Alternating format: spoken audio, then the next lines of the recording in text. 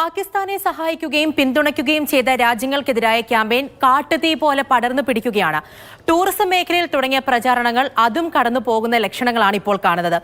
Ixigo, EaseMyTrip, MakeMyTrip, Cox and Kings തുടങ്ങി നിരവധി booking ആപ്പുകൾ ഇതിനോടകം തന്നെ ഇരു രാജ്യങ്ങളിലേക്കുമുള്ള ബുക്കിംഗ് നിർത്തിവച്ചിട്ടുണ്ട്. തുർക്കിയിലെ ഇനോനു സർവകലാശാലയുമായുള്ള കരാർ അത് JNU റദ്ദാക്കുകയും ചെയ്തിട്ടുണ്ട്. ദേശീയ സുരക്ഷ കണക്കിലെടുത്താണ് തീരുമാനമെന്നാണ് അവരുടെ വിശദീകരണം വരുന്നത്.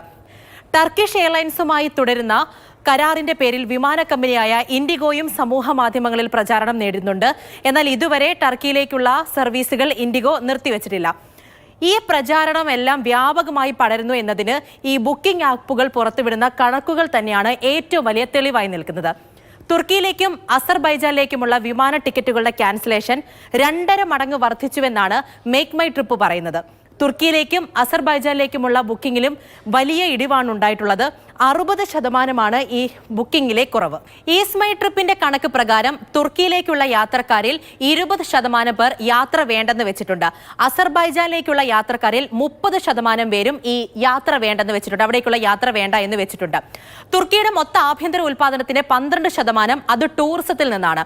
തുർക്കി ടൂറിസം വകുപ്പിന്റെ കണക്ക് പ്രകാരം കഴിഞ്ഞ വർഷം തുർക്കിയിലെത്തിയ ഇന്ത്യക്കാരുടെ എണ്ണത്തിൽ 20% വർധനവുണ്ടായി. 2014 തുർക്കിയിലെത്തിയത് 1,19,503 ഇന്ത്യൻ ടൂറിസ്റ്റുകളാണ്. 2024 ആകട്ടെ ആ കണക്ക് 3,30,000 പേരും, അതായത് 10 വർഷത്തിനിടെ 3 ഇരട്ടിയായി കണക്ക്. അസർബൈജാനിലാകട്ടെ 2024 അവിടേക്കെത്തിയ ഇന്ത്യൻ ടൂറിസ്റ്റുകളുടെ എണ്ണത്തിൽ ഇരട്ടി വർധനവാണുണ്ടായത്.